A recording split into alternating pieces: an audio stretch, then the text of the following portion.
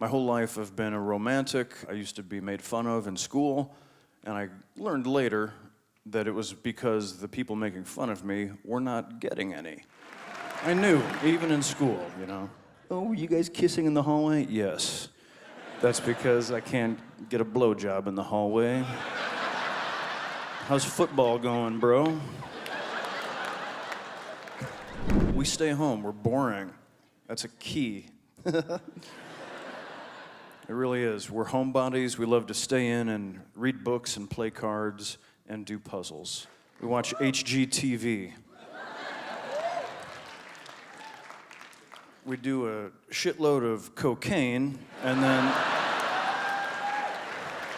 we mainly focus on puzzling. Honey, give me the fucking sky pieces! Fucking love puzzles. There's something so soothing about a field of cerulean blue when I'm using amphetamines. My wife turned 50 a few years ago, which is a big birthday in a society that bases a lot of systems on the number 100. And I said, honey, this is a big birthday. Do you want something special, a bauble of some sort? And she said, no, you know, just make me one of your cards. By the way, if you're in a relationship, make your significant other a fucking card, please. I always make cards for Megan. I make her lots of gifts as well. Every time I'm doing it around my friends or coworkers, they always say the same thing. Oh, thanks a lot, man. You make us look so bad. Every time you make a card, my wife points it out to me, and I say, let me tell you something, Rob Lowe.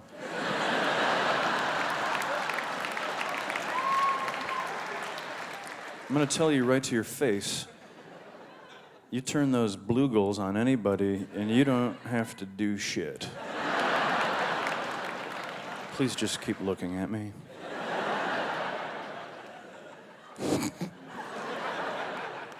His face is magic.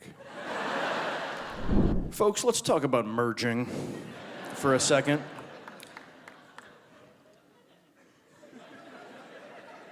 What the fuck? I think we all know by now. You take turns. But sometimes, when you're in that side that has the advantage because the other side's trying to get in, you just can't help it. It's their turn. You're like, no, motherfucker. No, no, no, no. A gentleman performed this act upon me, and naturally, I was fucking incensed. Are you fucking kidding me? It's merge, dude. It's my turn. I had steam coming out my ears. And I pulled behind him, and everything changed. I realized that he was driving a salt-caked, pearlescent Chrysler 300, which is a fucking seriously badass attempt at a car. With the vanity plate, Thunder Road.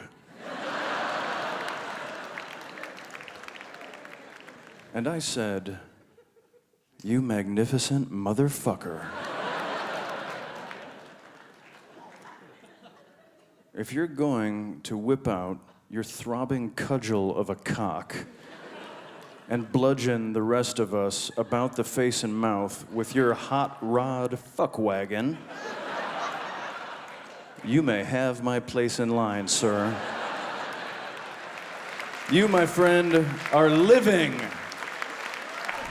Is the Bible full of great lessons? No question. Religious writings in general, the Bible, the Quran, the Tao Te Ching, Grimm's fairy tales, Battlestar Galactica, the Redux. These holy texts are rife with morals and lessons of value about how to be decent to one another and how to share our space and our planet.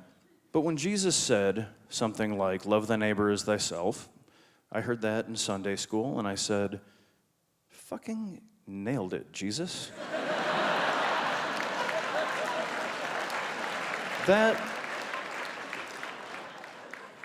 That's why you're the teacher, my friend. Thank you. And I went home, and I went to my neighbor, Mr. Severson, And I said, I like it like this, Mr. Severson. I get a little, it's a little backhand. I've got this cleft in my palm. Feeling it? Mr. Severson liked it as well. Again, I have nothing against like any religion or club, especially any get-together where people are like, you know what, we're fucked up monkeys. Like, a great part of our innate being is we want to like fuck each other and eat each other and kill each other. And many of those things at the same time. We want to fuck each other while we shit in each other's mouths, some of us. The permutations are endless. But we've learned with socialization, that's not cool to just go up to people and start doing stuff like that. So we've established these guidelines, and we have these get-togethers of like, everybody come to the big building, or just once a week, let's just remind ourselves not to shit in our neighbor's wife's mouth. Unless it's consensual, you know. Nothing is set in stone. Here's the thing. It's like two people loving each other and, you know, with or without children, trying to build like a loving, productive household and be good citizens. It sounds good, you know, they play a good game, but have you read Leviticus? So it's great this issue is getting attention. However, I am irked by all the attention that it's getting, all the ruckus and hubbub about same-sex marriage, when all the while, motherfucking vegetarians are marrying, bearing children, right outside, right on these streets. They're fucking filthy, herbivorous urchins are prancing down your sidewalks with a canvas bag full of kale. I use one bag. I know how to pronounce quinoa. Instead of legislation founded squarely upon the Bible, I'd like to see some laws pitched based on the writings of John Ronald Reuel Tolkien. That shit makes sense.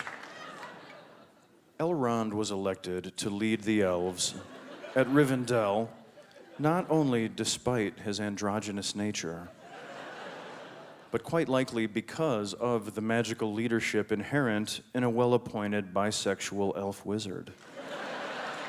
That's the guy you want picking shit out for your community. Who do you want throwing your gala? Who do you want to hand menu selections and a color palette to? David Bowie or a fucking Mormon? Something I love about New York is its obviously vibrant citizenry fucking shoving, elbowing down the streets. Everybody's living like a motherfucker. Just children, little old ladies, get the fuck out of my way. And there's this sense of like, hey, move, fuck you! There's a life, there's a vibrancy, and now everyone is doing this, and so you have to go up to people and be like, excuse me, fuck you. Sorry, go ahead. In woodworking, everybody knows what a chisel is. It's a long, flat piece of steel, the end of which forms a wedge-shaped tip that you sharpen to a very sharp edge, so sharp and strong that you can use it to shave wood like soap or butter. And the first time you do that correctly, you're hooked, you're bewitched. And everything in a wood shop is just some version of that chisel. A saw blade in a circular saw is just 36 little chisels in a machine that spins around. It's all just a form of a chisel shaping wood. And when you realize, I can shape this wood into anything I want to, it's so powerful, and I know that I have a lifetime of study in front of me that will be incredibly pleasing, just like eating pussy. It's so sad that so much of our society says, man, thank God it's Friday. Thank God 5 of the 7 days of my life are fucking over because I hate 5/7 of my life. Now I'm gonna spend 2/7 getting drunk at the Olive Garden so I don't have to think about the upcoming 5/7. Thank God. That's so sad. Find something to do that you love, or at least something you can do that you can tolerate, so that you can then have time to do what you love after work. Maybe it's grow things in the garden or whatnot. Fuck cantaloupes, whatever your thing is. All I'm saying is that the internal combustion engine, the telephone, the hardline telephone, amazing miracles in their day. But the thing about the phone, when you hang it up on the wall, you then don't come back every few minutes to see if it's gonna do something cool. Of like, no, hang on, you guys, hang on. No, just I wanna see if it's gonna refresh or... I know, I wanna come play baseball too, but there might be a worthy distraction. You guys go ahead. That's all I'm saying, is baseball is better than waiting for that. By the way, I had a little news. I've heard some rumblings. I just want to take a brief moment to say something to the gentleman. If a lady says to you, I can't wait to get your dick in my mouth.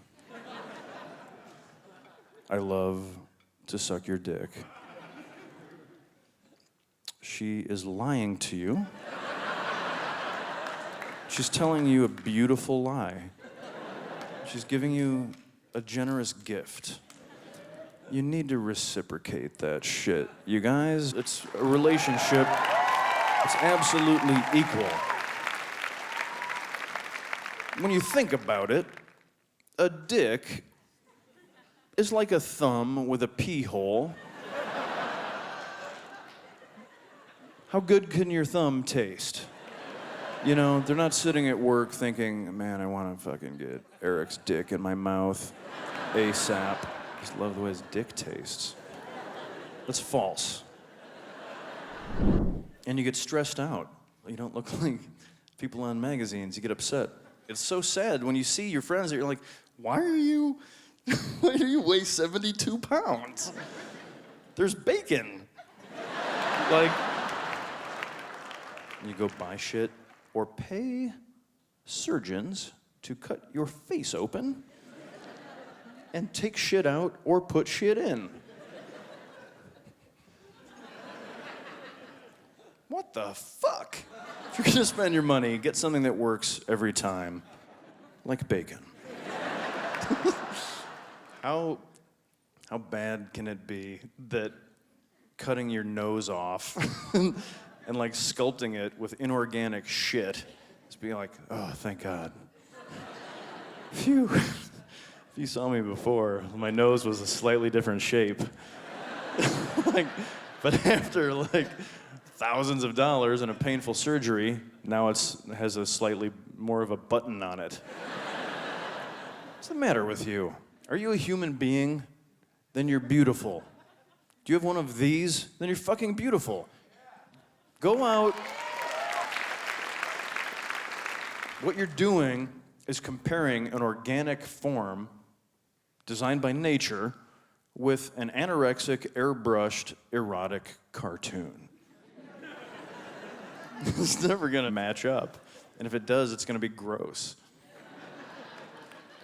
If you go out in this beautiful part of the country and collect one leaf from every deciduous tree and one needle or pine cone from every conifer, take them all over to the Javits Center and lay them out in a vast array, and then go through them one by one, you will not find one that's not fucking gorgeous. There's some that are super fucked up compared to that other one. But those trees aren't worrying about it. Yeah, being an elm is okay, but have you seen the sycamores? They're fucking amazing. It's all beautiful. I was obsessed with her. She was super smart, super funny, charisma coming out of her ears. I wanted her. The problem was she would only date you if you went whole hog, full-on born-again Christian, which would have been insane. So I did that. I go, where? Yeah, and I cry, and okay, great. No hesitation. Jesus? Yeah, I fucking love him. He's my savior. I got saved, and we started dating, and after 4 or 5 months of fellowship and prayer, togetherness, we rutted like filthy beasts. If you see your wastrel friend at the liquor store, like, John, what's up with the 12-pack? Sorry, man. Do you even have your paper route anymore? Sorry. I put it back. I'll just get beef jerky. But if you see the same friend and say, John, what's with the 12-pack? And he says, I just got off a shift at the lumber mill. You say, enjoy those 12 beers, John. When we work hard, we have earned the right to use intoxicants. If you just use intoxicants, and I've crunched the numbers on this one too, you get depressed. It's so great to strike a balance. Beer, wine, whiskey, and the lesser spirits. Taken in the proper doses and used safely. Intoxicants can provide some of the most beautiful and joyous moments in your life. They can certainly ignite your creativity and just be fucking really fun. Or you can use them like an asshole and ruin it for the rest of us who just wanted to get high and go outside and look at a maple leaf.